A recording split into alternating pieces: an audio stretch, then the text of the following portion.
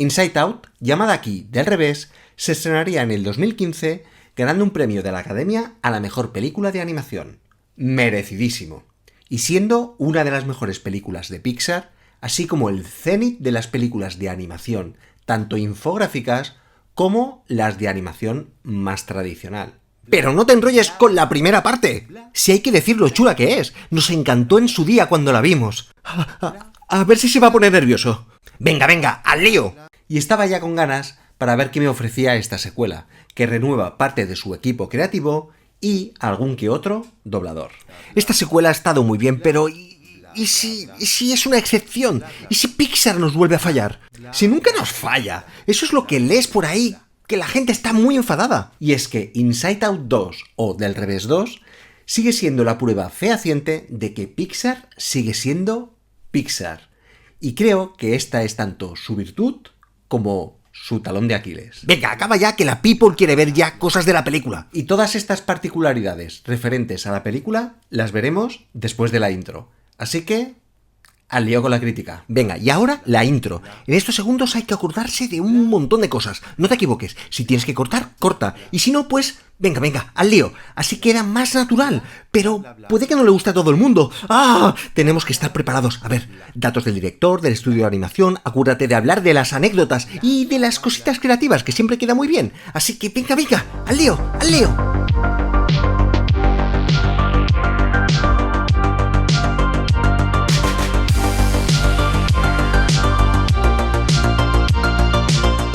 Inside Out 2 se ha estrenado por todo lo alto. Ha sido uno de los mejores estrenos de Pixar en Estados Unidos.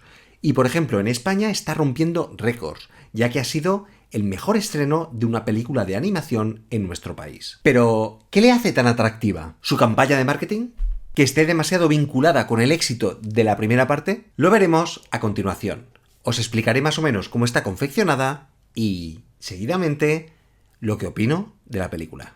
Se estrena en la dirección Kelsey Mann, que era parte del equipo creativo de Pixar desde hace una década, y se arriesga a tomar la batuta de la secuela de una de las mejores producciones de Pixar. Y es que vamos a tener Inside Out para rato, ya que la saga se expande. Pete Docter, director creativo de Pixar, anunció que la próxima primavera tendremos una serie basada en Inside Out, pero enfocada en la Dream Production, esa zona donde se crean los sueños de Riley. La película sigue contándonos la vida de Riley, 2 años después de la anterior película, justo cuando cumple 13 años de edad, y entra en esa maravillosa etapa llamada pubertad, llena de caos, incertidumbre, conflictos, vamos, todo un tsunami emocional. La excusa perfecta para presentar nuevas emociones, que harán acto de presencia en la mente de nuestra puber, y que se añadirán a las 5 emociones básicas que ya estaban en la anterior película. Así que durante una época de tranquilidad y control emocional, al mando de alegría, tristeza, ira, miedo y asco, ahora hará acto de presencia la ansiedad, la nueva protagonista de la película, junto con otras emociones o derivados como la vergüenza, la envidia o el aburrimiento. Y es que todas estas nuevas emociones están vinculadas con las habilidades sociales. Así que habrá toda una evolución, una transformación en la cabina de control para incluir a los nuevos personajes. Y empezará un conflicto emocional entre la ansiedad con las emociones básicas, queriendo tomar el control absoluto de Riley. Las sesiones de grabación se juntaron con la pandemia y con la huelga de actores, y se realizaron en 2 tandas de 30 sesiones mensuales, con varios meses de separación entre estas. Los actores que pondrán voz a las emociones serán Maya Hawke, la hija de Ethan Hawke, y Uma Thurman, que será ansiedad, mientras que el elenco también cuentan con Amy Poehler como alegría, Ayo Edebiri como envidia, Tony Hale como miedo, Lisa Sapira como el desagrado o el asco, Lewis Black como furia, Phyllis Smith como tristeza o June Skip como nostalgia, entre otros. Mientras que en la versión española destacaría Rigoberta Bandini como envidia, Michelle Jenner como ansiedad, Fernando Cabrera como el miedo, Ana Esther Albor como el asco, Salvador Aldeguer como la ira, Beatriz Barciano como la tristeza, Mar Bordallo como la alegría, Chanel como Enui, Bryce F. como la vergüenza o Gemma Cuervo como la nostalgia, entre otros. En un principio, la película original iba a contar con 20 emociones, que se redujeron a 9, y después las simplificaron a solamente 5 emociones, por un tema narrativo. Less is more. Así que también, como por lógica, ya que algunas de esas emociones no aparecen hasta la adolescencia, y se tenían que ceñir con un enfoque de una Riley más niña. Algunas de estas se han aprovechado para esta secuela. Como pasó en la anterior entrega, se ha colaborado con el Dr. Dacher Keltner, graduado de Stanford, profesor de Berkeley y director del Richard Good Science Center, experto emocional y consultor de Inside Out, que recalcó que en la adolescencia habría que centrarse en la conciencia de uno mismo y en la identidad. Una época en la que nos alejamos emocionalmente de nuestros padres, nuestra familia de origen, para dar inicio a la prematura independencia. Una época en la que empezamos a resolver las cosas por nosotros mismos, se generan las primeras envidias y nos fijamos en lo que queremos ser o lo que podríamos no ser. Y cómo quieren que nos vean para destacar o formar parte de un círculo social. El primer contacto ante la frustración y el control de todas las cosas que nos rodean. Ya lo dice la entrenadora de hockey, no es momento de hacerse selfies y tampoco es momento para juegos. Ahora hay que comportarse como adultos que empezamos a ser. Colaborarían también para esta película 2 psicólogos, Paul Ekman y Lisa Damour, que intentaron realizar un durísimo trabajo manteniendo una coherencia sobre las voces dentro del cerebro de ese adolescente para que reflejase la neurociencia real y objetiva, pero con esa esencia del entretenimiento. Y a su vez también escogieron a 9 niñas adolescentes, en las que irían mostrando partes de la película o elementos de la preproducción durante 3 años cada 4 meses, para recoger comentarios al respecto. Keiko Murayama, directora de arte de personajes en la película, lo tenía claro. Se basó en elementos simples del diseño para tener en cuenta cada uno de los personajes que representan a las emociones, empezando por las básicas, que las harían diferenciar de las nuevas. Y si os dais cuenta, estas nuevas emociones tienen un diseño menos simple que las 5 básicas, y esto es porque son más complejas y más difíciles de interpretar. Así que recurrirían a un concepto muy de la Bauhaus, con una base geométrica y de colores primarios, seguido de secundarios y de otras variaciones cromáticas y formales. Por ejemplo, la ira es un cuadrado de color rojo, tosco, inamovible. El asco es un triángulo puntiagudo verde que deriva a lo enfermizo, espinoso y afilado. La alegría es una estrella explosiva, un gesto de celebración y victoria. Una lágrima informa del diseño de la tristeza, mientras que un personaje como el de la ansiedad es tensa e inconexa formalmente hablando, y de color anaranjado. Deanna Marsigliese, que ya realizó algunos diseños de personajes en la primera parte, vuelve a trabajar en Inside Out 2, creando diferentes conceptos para dar con los diseños definitivos de cada una de las emociones. Crearía la vergüenza, en la que se enfocó en conceptos como el rubor, una emoción que aparece cuando rompes alguna norma social, es cuando te sonrojas o que parece que te has equivocado. Es muy difícil de representar, así que tenía que tener un aspecto fisiológico distinto, así como el hecho de que no hablara y se esconda y no muestre tanto su expresividad. La envidia es una de las emociones que más me han gustado de la película. Es una emoción que aparece cuando sientes que quieres algo ajeno y te lo mereces. No querían que fuese una villana como tal, así que cuidaron mucho su aspecto formal, para hacerla más cute.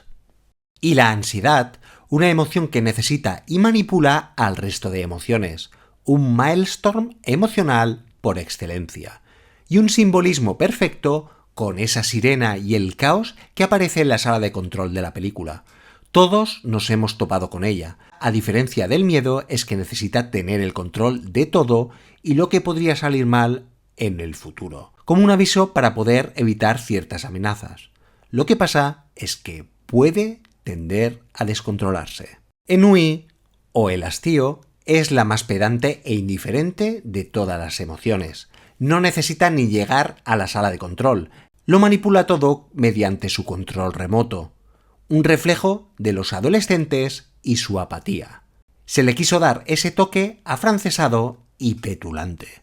Una de las emociones descartadas fue la culpa, que decidieron no incluirla finalmente en la película. Mientras que otras emociones hacen un cameo, como la nostalgia, que es la guest star de la película, y sus apariciones son de lo mejor de la película, representada por una pequeñita señora muy mayor. El perfecto simbolismo de una emoción que parece inofensiva, pero tiene su lado oscuro en realidad.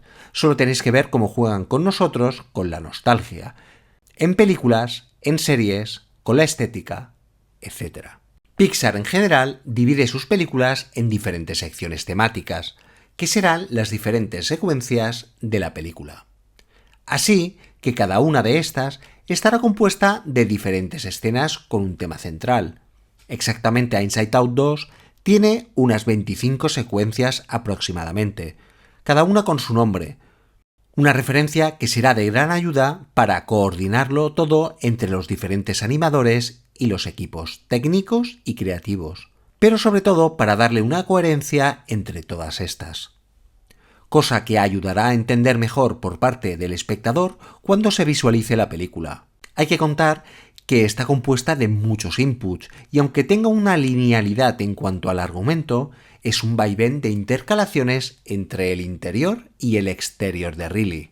Bueno, también en ocasiones de algunos personajes de su entorno. Por ejemplo, en el proceso creativo inicial de una escena llamada La Alarma, había más de 4.000 viñetas como guión gráfico, y finalmente se quedaron con 408.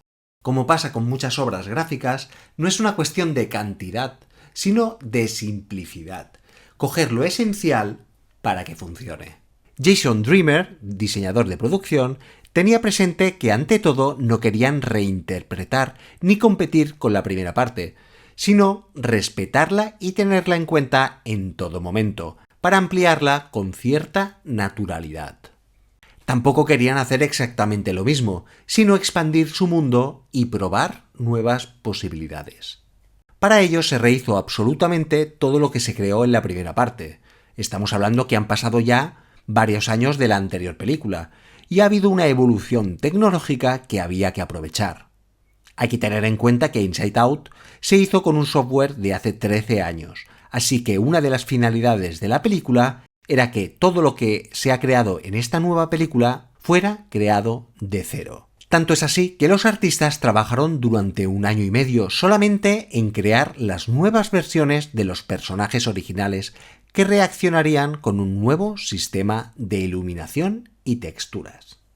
En Pixar siempre se intenta pensar a lo grande, siempre, claro está, que entre dentro de los presupuestos. Como pasa en otras producciones de Pixar, como también en la mayoría de películas de animación, el lenguaje formal y el color son elementos fundamentales. En Inside Out 2 es la base de la creación de las emociones, dotándolas de la mínima expresión para darles un arquetipo y una personalidad, pero ante todo para que sean reconocibles fácilmente por el espectador y decodificar mejor todo lo relacionado con estas.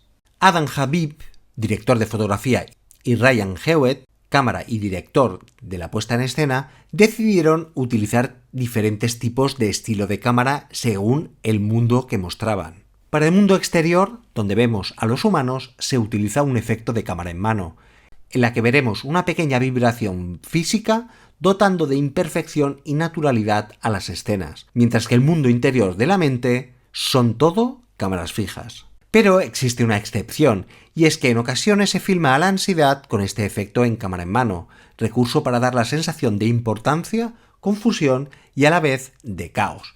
Y es que la ansiedad no es cualquier personaje, y en la que también jugarán con los enfoques de cámara cuando la ansiedad tome el control de los mandos. El tamaño del aspect ratio de la película aumentará si la comparamos con la primera parte, 1,85:1, y ahora con un aspect ratio más largo y amplio, 2,35:1. Todo para poderlo ver en su esplendor y potenciar lo visual. El número de animadores de la película fue todo un hito de una producción del estudio Pixar. Un total de 150 animadores dieron vida a todos y cada uno de los elementos del filme. Pero hay otras muchas partes en el proceso de animación. Dobby Anderson, supervisor de animación, por ejemplo, se encargaría de esa parte del proceso de pulido, en el que artistas y animadores ejecutan los toques finales de una toma. Estos analizan la toma y deciden si el material necesita alguna alteración en cuanto a la animación se refiere. La mayoría de estas decisiones viene por el trabajo con equipos externos. También se deciden las animaciones expresivas, como las bocas, y determinan si la comunicación no verbal, o sea, los gestos, son correctos y tienen coherencia con la situación y lo que se quiere decir en ese momento, en ese fotograma concreto. Una vez dado el feedback y con las consecuentes decisiones, el equipo de simulación empieza a trabajar, añadiendo pequeños detalles como el movimiento del cabello, las físicas y pequeños cambios formales, los efectos de partículas, etc.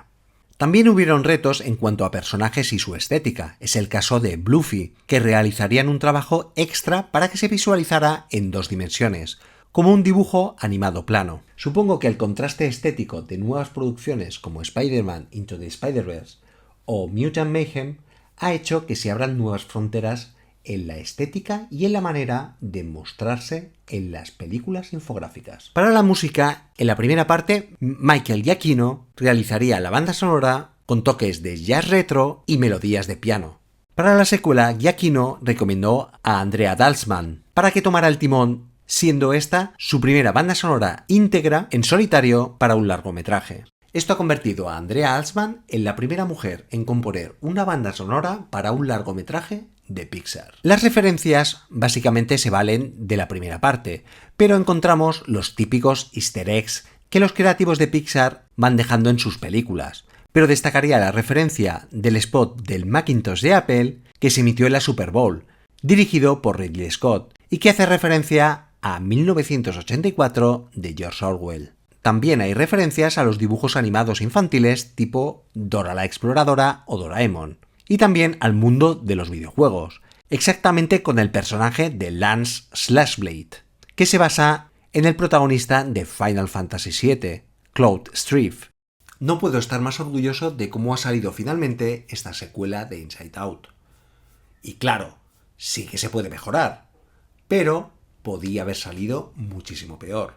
Y nos encontramos ante una muy buena secuela, casi al nivel de su antecesora. Con sus aciertos y sus fails tenemos una película más que notable y sobre todo muy entretenida, que estará muy enfocada en el público adulto. Aquí tenemos la ventaja de que ya viene predefinida la base de la película, que ya viene dada por su predecesora. Y es ahí donde viene el reto, el valor añadido para ofrecerla al público como secuela. De primeras parece una versión ampliada de la primera parte, una versión de Inside Out con esteroides. Pero si la analizamos bien, vemos que es una secuela, pero una secuela de las buenas. Del Revés 2 es consciente de sus errores, pero también de sus aciertos, ya que intenta coger lo mínimo para ofrecer más. Y creo que ahí radica la grandeza de Pixar y de todos los miembros del equipo de la película. Hay que tener en cuenta que se manejan demasiadas cosas, una narración exterior, otra interior y muchos personajes. Y todo tiene que funcionar narrativamente hablando, siendo en parte didáctico y a la vez entretenido. Y eso lo consigue. Lo que sí que es cierto es que Ansiedad toma demasiado protagonismo, dejando a otras emociones en segundo plano, lo que parece que creo que podían haber explotado más o haber prescindido de alguna de estas. Creo que la exposición mayor al entorno social es un tema que está muy bien tratado en la película y que esas emociones hacen su función, sobre todo Ansiedad, que lo arrebata todo, como la mismísima Ansiedad, haciendo honor a su nombre. Y también hay conceptos como las emociones reprimidas y sutiles referencias a las fake news y a la cultura de la cancelación, pero tampoco profundiza mucho en eso. A nivel técnico también es una maravilla, y veremos también un contraste en la animación, entre el mundo real y el interno, en el que veremos, nunca mejor dicho, un viaje interior hacia la búsqueda de la identidad. También se enfatiza mucho ante la moral, de querer siempre hacer lo correcto, al respeto de poder equivocarnos. Y es que en la adolescencia somos más conscientes de esos errores, y es cuando aprendemos de ellos.